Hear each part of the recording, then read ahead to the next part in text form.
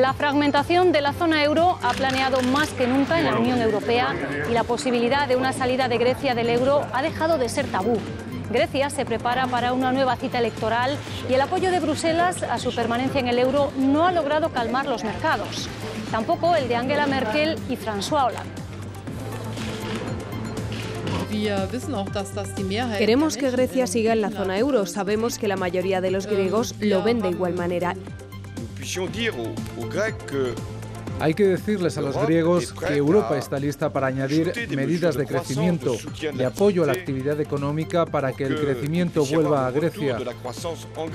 Hola, bienvenidos a Europa 2012. Ese apoyo es la principal conclusión de la primera reunión entre Merkel y Hollande. El presidente francés regresó de Berlín con el compromiso alemán de empezar a hablar de los eurobonos, algo a lo que hasta ahora se había resistido. Las cumbres del G8, la de la OTAN y una reunión con Obama completan la agenda internacional de Hollande en esta semana. El Banco Central Europeo intervendrá en la auditoría al sistema financiero español. El Eurogrupo ha fijado un plazo de 2 meses para que esté terminada y disipar así las dudas. España está absolutamente abierta a que haya luz y taquígrafos, si me permiten ustedes la expresión, para que se analicen la calidad de las carteras crediticias en nuestro país. El programa de vecindad de la Unión Europea para este año 2012 ya tiene contenido. Llega un poco tarde y su principal novedad respecto a programas anteriores es que cuanto mayor sea la implicación con la democracia, mayor será la ayuda que Bruselas preste a los países vecinos.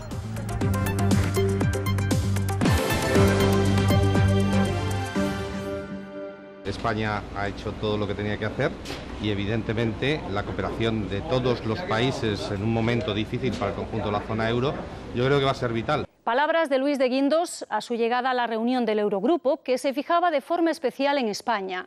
El gobierno español quiere que se aceleren los tiempos en la auditoría a la que serán sometidas las entidades financieras de nuestro país y ha pedido que se implique el Banco Central Europeo. Las miradas del Eurogrupo también se dirigían a Grecia. El Eurogrupo tiene prisa por aclarar la situación real del sistema financiero español. En su reunión de esta semana ha dado la bienvenida a la reforma bancaria aprobada por el Gobierno, pero también pedía acelerar la auditoría externa de la cartera crediticia. Una reforma rápida y profunda del sector bancario es la piedra angular de la respuesta de España a la crisis y de su estrategia de reformas, señalaba Olli Rehn. El presidente del Eurogrupo, Jean-Claude Juncker, reclamaba además mecanismos de ayuda creíbles para hacer frente a las necesidades de los bancos. Preguntado por una hipotética apelación de España al Fondo Europeo de Rescate, su respuesta fue tan escueta como ambigua. Creo que el gobierno español hará lo que tenga que hacer, decía Juncker. Luis de Guindos pedía la colaboración del Banco Central Europeo para concluir en menos de 2 meses el chequeo a nuestro sistema financiero y subrayaba que la transparencia es el mejor antídoto contra todas las sospechas que levanta el sistema bancario español. Yo siempre digo que a veces la percepción de la realidad es peor que la realidad y estoy convencido de que eso es así. Entonces, como no hay absolutamente nada que ocultar, como hay que hacer un esfuerzo desde el punto de vista de transparencia, de eliminación de dudas, pues España está absolutamente abierta a que haya luz y taquígrafos, si me permiten ustedes la expresión, para que se analicen la calidad de las carteras crediticias en nuestro país. El ministro de Economía no era ajeno a las tensiones en los mercados de deuda y mostraba su malestar por las negativas consecuencias que tiene para países como el nuestro. Evidentemente la situación de la prima de riesgo es inaceptable en estos momentos para los países, la situación en Europa desde el punto de vista de lo que ha sido la ampliación de la prima de riesgo de las últimas semanas. Y yo creo que ahí es un elemento, lógicamente, que nos debe hacer a todos reflexionar sobre lo que se ha hecho en el caso de Grecia, que claro que creo que el caso de Grecia y la situación de Grecia pues ha tenido implicaciones importantes sobre el resto de la Unión. Luis de Guindos rechazaba la hipótesis de un corralito en España y negaba también que el gobierno se esté planteando la posibilidad de acudir al Fondo Europeo de Rescate con el fin de lograr ayuda para el sector financiero español. La reunión del Eurogrupo coincidía en el tiempo con el relevo en la presidencia de Francia, un relevo en el que la Unión Europea ha puesto las expectativas para un cambio en la respuesta a la crisis. Los expertos señalan que los cambios políticos son el primer paso para los cambios en las decisiones políticas. Europa ha seguido con especial interés la primera reunión del presidente francés François Hollande con la canciller alemana Angela Merkel. Los socialistas han vencido en Francia enarbolando la bandera del estímulo al crecimiento. En Alemania, los últimos resultados electorales en los Estados federados han puesto en tela de juicio el rígido programa de austeridad del gobierno Merkel. Estos dos factores presagian un cambio de rumbo en la eurozona, aunque no será algo radical. Por motivos políticos, por motivos económicos, pues probablemente cambie la música, se reoriente la gestión de la crisis hacia un mix que incluya mantener el pacto fiscal, mantener la apuesta por la estabilidad, eso para Alemania es irrenunciable, pero complementarlo con medidas de estímulo selectivo que puedan animar el crecimiento y puedan también, por cierto, animar la moral de los europeos. Una inyección de moral es algo que se recibiría positivamente en todos los países, sobre todo en aquellos que, como Grecia, se sienten ahogados por las duras restricciones que ha impuesto el pacto fiscal. Esa especie de cura de austeridad es una cuestión muy ideológica. Alemania, o al gobierno actual alemán, le parece que ese es el precio que hay que pagar para, a cambio de eso, recibir solidaridad de Alemania, de país ahorrador, país central en la eurozona, y la idea es esa especie de pacto, ¿no? De pacto de seriedad a cambio de solidaridad. España, por su parte, también tiene puesta la mirada en el derrotero que tome la política franco-alemana. Pese a la diferencia ideológica del gobierno español con el nuevo ejecutivo francés, las reclamaciones de Hollande pueden ser positivas para España. No tiene margen para complementarlas con medidas de estímulo, no hay margen fiscal en España para hacerlo, y la única esperanza de poder complementar eso con un horizonte de crecimiento tiene que ver con que se tomen a nivel europeo aquellos que se lo pueden permitir: Alemania, la propia Unión Europea, es decir, el Banco Central, el Banco Europeo de Inversiones, la Comisión vía presupuesto. Entonces, en ese sentido, la victoria de Hollande abre una ventana de oportunidad. Por el momento, el nuevo gobierno francés se mantiene en sus tesis y ya ha anunciado que Francia no ratificará el Pacto Europeo sobre disciplina fiscal si no se incluyen medidas para promover el crecimiento económico. El peso de la Unión Europea en la escena internacional se mide por su economía y por su política exterior. La alta representante Catherine Ashton presentó esta semana el programa de vecindad para este año 2012. La principal novedad es que cuanto más y más rápidamente avance un país en sus reformas internas, más apoyo recibirá de la Unión Europea. Más por más, la filosofía que inspira desde hace un año la política de vecindad de la Unión Europea ha cobrado relieve con la eclosión de las llamadas primaveras árabes y sus dispares caminos.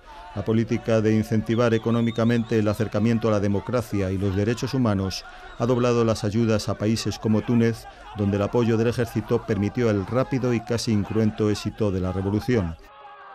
En el polo opuesto, la represión del régimen sirio parece hacer inútiles los esfuerzos y las amenazas comunitarias sobre el presidente al-Assad.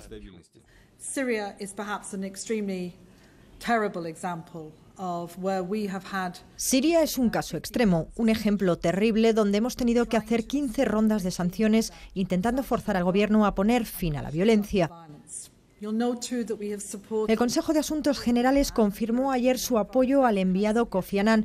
Nuestra delegación en Damasco sigue abierta y esta semana han llegado 25 carros de combate para ayudar a la misión humanitaria en su trabajo.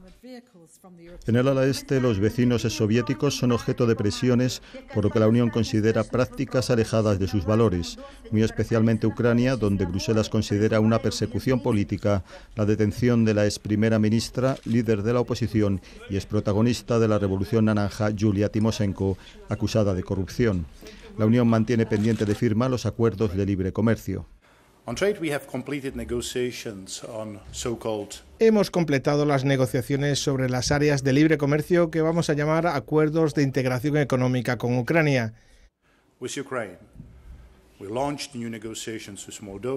Las hemos comenzado con Moldavia, Georgia y Armenia y hemos marcado los puntos de negociación para Egipto, Jordania, Túnez y Marruecos. Para este y el próximo año, los fondos de programas europeos de asistencia aumentarán en 1.000 millones de euros más.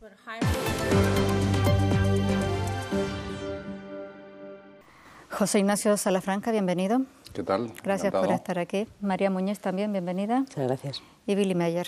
Muchas gracias. 3 eurodiputados para hablar de la política económica y de la política de exteriores de la Unión Europea. El peso del euro marca el peso de la política exterior de la Unión Europea en el escenario internacional, José Ignacio. Pues yo creo que un poco sí. Es decir, yo creo que con el Tratado de Lisboa lo que se ha pretendido es dar una mayor presencia internacional en la Unión Europea, en la escena internacional, sobre todo con la creación de la figura de la alta representante como presidenta del Consejo de Ministros de Asuntos Exteriores y vicepresidenta de la Comisión, con el lanzamiento del Servicio de Acción Exterior de la Unión Europea. Y lo cierto es que toda la crisis económica, financiera, se ha transformado en una crisis política y social también, y sobre todo en una crisis de confianza. Es verdad que estamos viviendo pues, seguramente los momentos más difíciles desde la fundación de nuestro proyecto político, pero también hay que saber que Europa es hija de la necesidad y cuando la necesidad llama a la puerta, Europa pues siempre da un paso hacia adelante. Ya pasó en la década de los años 70 cuando se habló tanto de la euroesclerosis y del europesimismo y la nueva frontera de Europa fue el proyecto de la Europa sin fronteras. Ahora vivimos momentos difíciles, las elecciones que se han producido en algunos Estados miembros de la Unión Europea pues yo creo que van a cambiar sustancialmente un poco la orientación de nuestra situación. Y bueno, pues yo creo que los ciudadanos están a la espera de soluciones que nos puedan permitir recobrar la senda del crecimiento sostenido y la creación de empleo.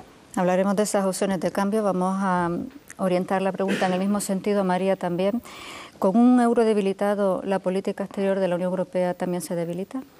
La crisis está marcando todo y también la política exterior. Y aunque la política exterior, en realidad, las acciones exteriores no hayan variado mucho desde que se inició la crisis, sí es cierto que la Unión Europea perdió credibilidad por su incapacidad de dar respuesta al problema que tiene dentro, con lo cual la credibilidad hacia afuera creo que se ha visto minada por la crisis, más que por el valor del euro, por esa imagen hacia el exterior de que la Unión Europea es incapaz de dar una respuesta solidaria a la situación tan dramática de crisis interna que estamos viviendo. Y al mismo tiempo también hay algunos problemas vinculados a la crisis y a la política exterior y es una reducción de los fondos del presupuesto de la Unión Europea, un presupuesto contenido que afecta pues, a la política de desarrollo o a los distintos instrumentos financieros con los que se financia la política exterior. Pero sobre todo creo que es un problema de credibilidad internacional de la Unión Europea. Billy Meyer siempre ha sido un poco crítico con ese papel de la Unión Europea en el escenario internacional. Un escenario como el que tenemos en la actualidad es poco propicio para que la Unión Europea tenga un reconocimiento.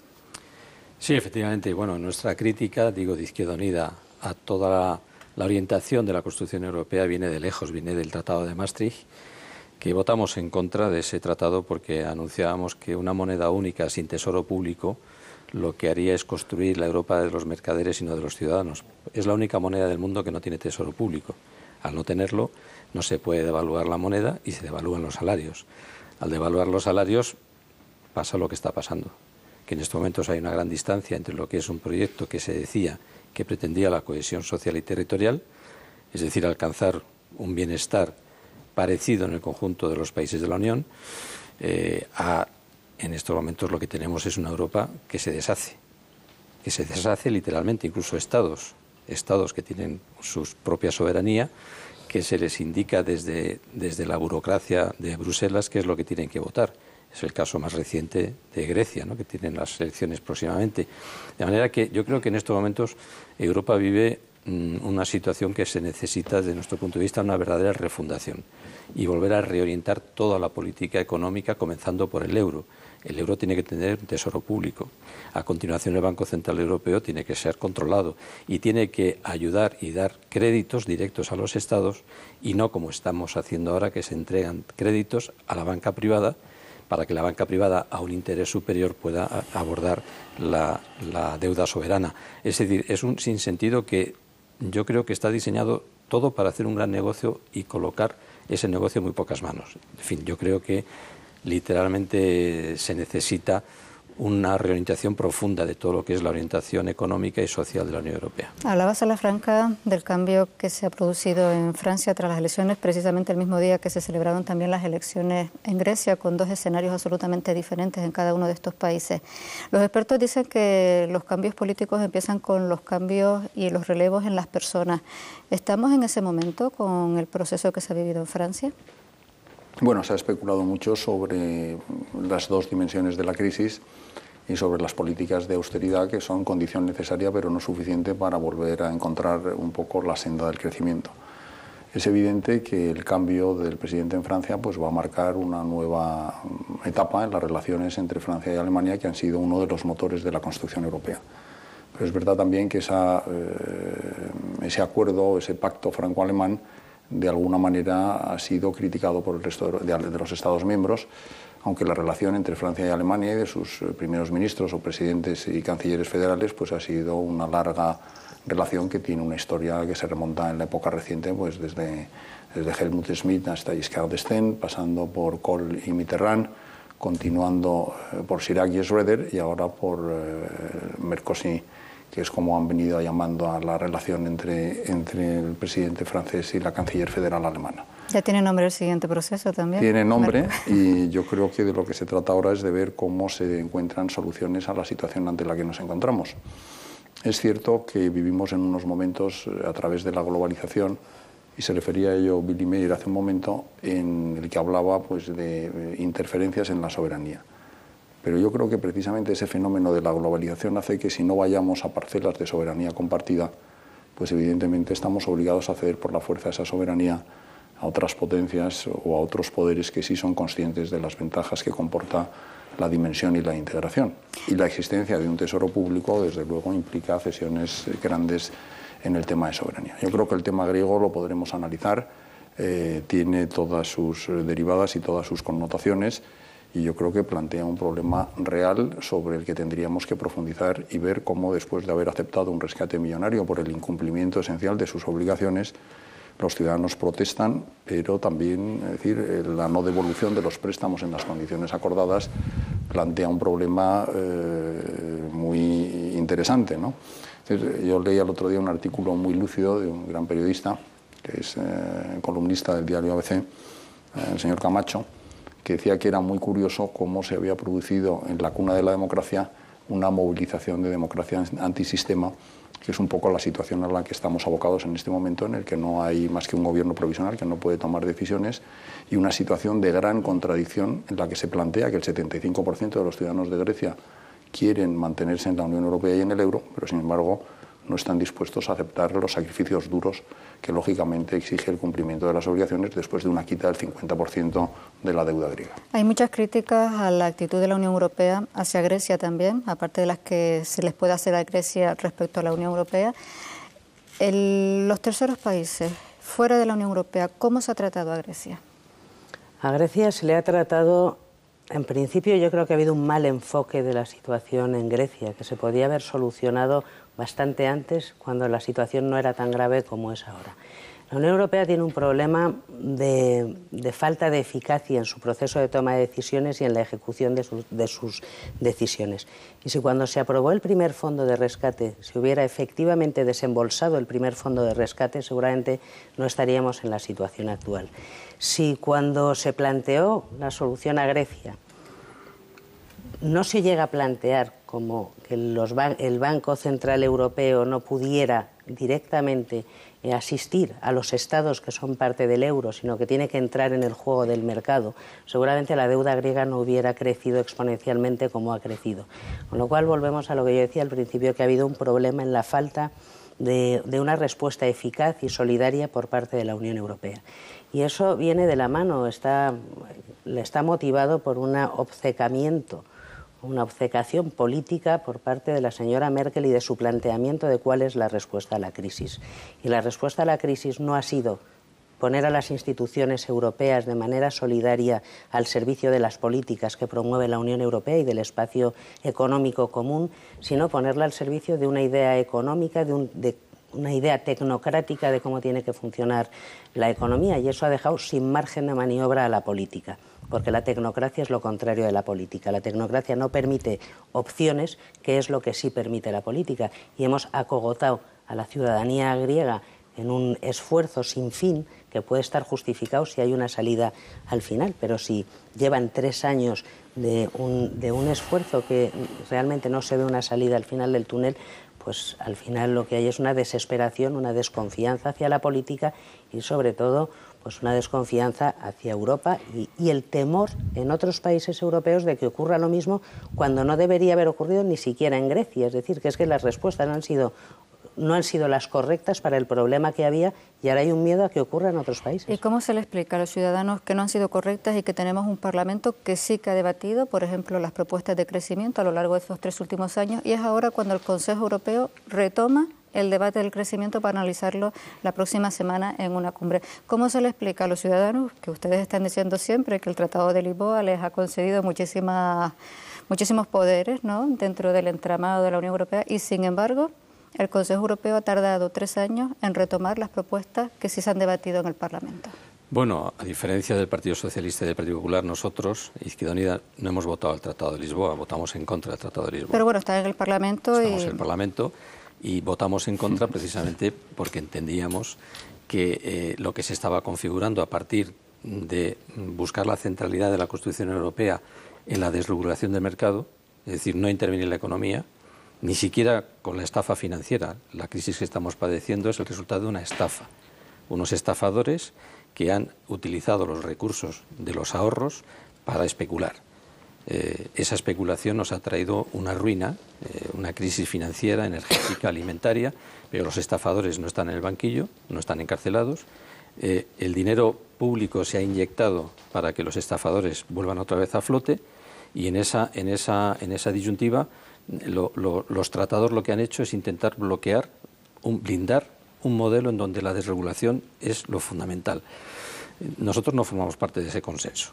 Nos hemos salido del consenso desde la construcción. Pero sí han participado en el debate del crecimiento en el Parlamento Europeo. Hemos participado con nuestra posición contraria del Pacto de Estabilidad. Aportando su criterio sobre el crecimiento. Y nuestras críticas, porque nosotros vemos todas las secuencias. Las secuencias es desregulas el mercado, no intervienes en el mercado, privatizas todo lo que los Estados tenían en su mano de sectores estratégicos de producción, los Estados no tienen capacidad de intervenir, la especulación financiera se multiplica, un euro que no tiene tesoro público, por lo tanto no se puede devaluar la moneda, hay que devaluar los salarios no tienen capacidad de compra, al no tener capacidad de compra no se crean mercancías y al no crear mercancías se cierran fábricas.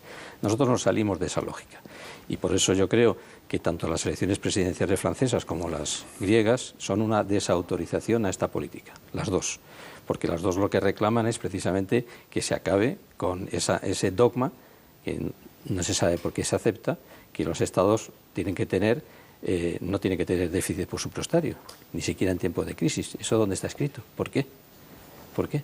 Y otra parte muy importante es que nosotros creemos que la deuda soberana, una parte de ella hay que no pagarla, porque es el resultado de la especulación. Y toda esa parte habría que auditarla, como están planteando en estos momentos la coalición Syriza en Grecia, que se niegan a pagar una parte muy importante de la deuda soberana, porque los ciudadanos no pueden pagar el resultado de una orientación económica equivocada. De cierto, empezábamos hablando del peso del euro en el escenario internacional.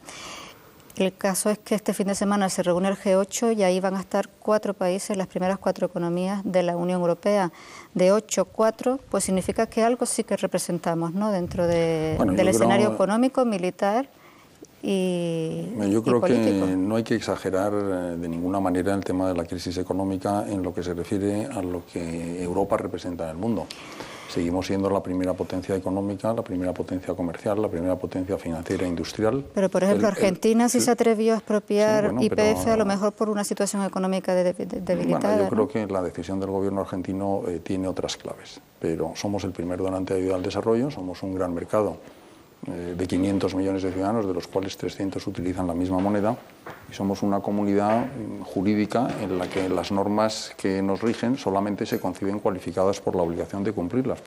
María, antes hablabas de que estábamos en la Europa del no crecimiento, pero defiendes la Europa del crecimiento. ¿Cuál sería la propuesta? Por supuesto. Bueno, en primer lugar, la Unión Europea, Europa, que se reúne ahora en G8 con 4 países, como bien has dicho, hace unos años representaba el 25% del PIB mundial, ahora mismo representa el 18% del PIB mundial. Es decir, que el peso relativo de Europa en la economía mundial ha disminuido de una manera muy significativa. ¿Cuál es nuestra propuesta? Yo no estoy de acuerdo con lo que ha dicho antes Billy, ni desde luego con lo que ha dicho José Ignacio Salafranca, ni que estamos en la dinámica de la desregulación, todos los demás excepto Izquierda Unida. No es cierto, nosotros no estamos en la dinámica de la desregulación y creemos que un problema de Europa y para el estado del bienestar de Europa es que se ha seguido la senda de la desregulación en lugar del mantenimiento de las capacidades públicas y de las políticas públicas en la regulación de aquello que hay que regular, que es los mercados. Y eso requiere una regulación y mantener el peso de los estados. Y eso es una condición sine qua non para nosotros, para el crecimiento. Por supuesto que estamos de acuerdo en que un estado tiene que asumir déficit si es para defender unas políticas o un modelo. Y nuestra propuesta es la de Hollande, que es la que ha aceptado la mayor parte de los franceses, ahora una buena parte del pueblo alemán con las elecciones en Renania, en el estado, en el land más poblado y con mayor capacidad económica de Alemania, lo que se ha visto en Dinamarca, es decir, creo que hay una tendencia en Europa a recuperar aquello que venimos proponiendo nosotros y que se ha defendido en el Parlamento Europeo. Tenemos que terminar. Perdón, y no quiero dejar de volver a tocar el tema de Latinoamérica como zona de influencia de España dentro de la Unión Europea y dentro de la política exterior de la Unión Europea. Ya pasó hace unas semanas, pero ¿qué sensación tuvieron ustedes de cómo vivió el Parlamento Europeo, sus colegas de otros países, el hecho de que Argentina expropiara YPF y una semana más tarde Bueno, a mí me hubiese gustado que mi gobierno, el gobierno de España, hiciera lo propio. Al hilo de lo que acaba de decir la compañera María, yo celebro que esté a favor de que Europa no se construya sobre la desregulación. Pero lo cierto y verdad es que todos los gobiernos de España, comenzando por Felipe González, fueron muy aplicados. España tenía un potente sector público de la economía estratégica. Todo el paquete energético era público, correos, transporte, telecomunicación, la siderurgia, el sector naval, todo era público. Y una parte del sector financiero también era público, teníamos una banca pública. Comenzó Felipe González a privatizar, continuó Aznar, terminó Zapatero y ahora no tenemos sector público. José Ignacio, Latinoamérica es una zona de influencia de España y una especialidad suya dentro del Parlamento Europeo. No, yo creo que todo el debate sobre la propiedad pública de los medios de producción ya lo vivimos en la época de los países del socialismo real y lo que nos encontramos al levantar lo que nos encontramos al levantar la alfombra. Hablando de Alemania, Billy, lo has dicho 3 veces y no te importa, yo no te he interrumpido cuando tú has hablado. Estados Unidos ha tenido un crecimiento, acaban de salir las previsiones de crecimiento del último trimestre del año pasado del 0,5%. Alemania, gracias a su política de austeridad y de ahorro, está creciendo también en unos términos muy importantes. Las elecciones en un land de Alemania no quieren decir que la política de la canciller federal haya tenido ningún tipo de desaprobación, porque este ha sido un Estado federado que ha sido siempre dominado por la socialdemocracia. José Ignacio, tampoco me está respondiendo a la pregunta, voy a tener que pasar a María para y el tema de la elección del señor Hollande, que ha sido por un punto y medio, la elección del señor Hollande no se debe tanto a la desautorización de la gestión económica del presidente de Francia, que ha sido bastante razonable si miramos a los países de alrededor, sino que ha sido una desautorización personal por su forma de entender la política. Lo que se refiere al tema de Latinoamérica, bueno, yo creo que nadie discute, y este es un dato importante del dossier, la posibilidad de un país de ejercer o nacionalizar sus recursos naturales. Yo creo que es un derecho que confiere de alguna manera la ciudadanía a sus gobernantes, pero ese derecho lo que no se puede ejercer es manu militari de la noche a la mañana, quebrantando los compromisos asumidos, quebrantando la Constitución argentina, la ley de expropiación de YPF, los propios estatutos de la sociedad y vulnerando todas las garantías de seguridad jurídica que un país serio debe tener. Por eso el Parlamento Europeo se manifestó de forma contundente y mayoritaria en favor de la resolución que condenaba esos hechos. Hubo una declaración muy positiva y solidaria de la alta representante para la política exterior y seguridad común de la Comisión y se aprobó, insisto, una resolución que representó de forma muy mayoritaria el sentir del Parlamento Europeo. Bien, esa resolución fue apoyada por su grupo también. ¿En qué ha quedado? ¿En una resolución y se traslada a las autoridades de Argentina y ya está? Bueno, la capacidad que tiene el Parlamento Europeo es la que tiene, es dar un respaldo político a la posición que la que defendíamos nosotros, que matizamos un poco, moderamos un poco la resolución propuesta inicialmente por otros grupos. Y votaron en contra de un párrafo. Es básicamente defender los intereses europeos en el exterior, defender el derecho internacional, pero también defender la capacidad de diálogo y mantener los puentes abiertos con las autoridades de países con los que tenemos muchos intereses en común. Y efectivamente nosotros votamos en contra de un párrafo de esa resolución, que era precisamente el que pedía sanciones. Porque ya habíamos hablado en el párrafo, párrafo anterior.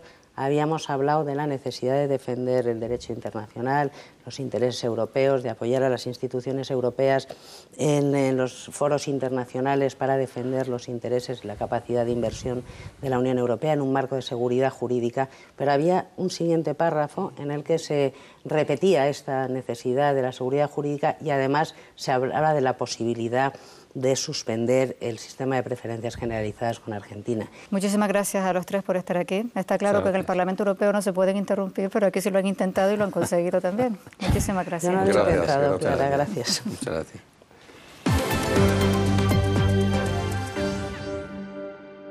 Otro medidor de las relaciones exteriores de un país es el intercambio cultural. La Casa de Velázquez en Madrid, símbolo de la cooperación cultural y científica entre Francia y España, ha vuelto a abrir sus puertas después de 2 años de reformas.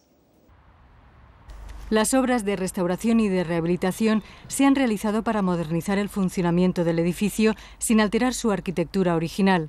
Han durado 2 años y han tenido un coste de 6 millones de euros. La Casa de Velázquez es un centro público con carácter científico y cultural. Su misión es desarrollar actividades creadoras y de investigación relacionadas con las artes, las lenguas, las literaturas y las sociedades de los países ibéricos, iberoamericanos y del Magreb.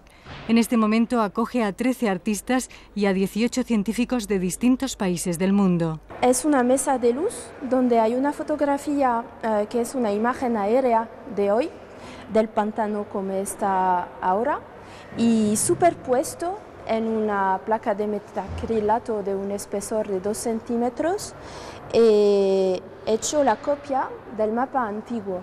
Así que se superpone y se yuxtapone y que se ve lo que ha desaparecido. Y hay 3 sitios, hay el pantano de Yesa, el de Valdecañas al lado de Toledo y el de Riaño al lado de León. El edificio cuenta con 33 habitaciones destinadas a los becarios y huéspedes de paso, además de 17 talleres individuales ubicados en el jardín. Son casetas en las que los artistas viven y trabajan. Soy escultor, hago un trabajo de investigación de materiales, de color, de textura, para hacer esculturas de forma orgánica o geométrica. La ayuda que recibo, la asignación de un taller, un buen taller, me permite dedicarme durante 2 años a la práctica. Además, tenemos todos los meses un salario. Mientras los científicos reciben una asignación de 4.000 euros al mes, los artistas perciben todos los meses 3.000 euros para sus gastos personales y para adquirir material. Yo busco fotos en Internet y encuentro muchos elementos. De este retrato lo que me ha interesado es la fragilidad. Alguien que está aquí y no está. Y en este retrato me interesa toda la experiencia que refleja su expresión, como un paisaje que dice muchas cosas sobre la persona. La selección de los científicos y de los artistas la realiza un jurado en París. Los artistas presentan un proyecto individual que tiene algo que ver, digamos, con la experiencia española, pero no tienen un programa y cada trabajo es individual. Y luego cuando están aquí tienen entera libertad para desarrollar el programa que han presentado.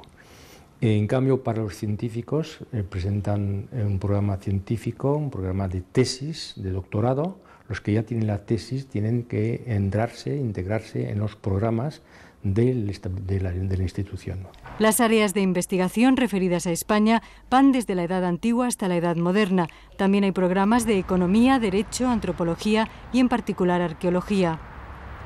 El presupuesto de la Casa de Velázquez, casi 5 millones de euros, lo asigna el gobierno francés a través del Ministerio de Investigación y de Universidades. La participación ciudadana, y en este caso la de los jóvenes en la construcción europea, tiene también su premio. Los 3 ganadores del Premio Carlomagno de la Juventud recogieron esta semana el galardón en una ceremonia en Aquisgrán, en Alemania.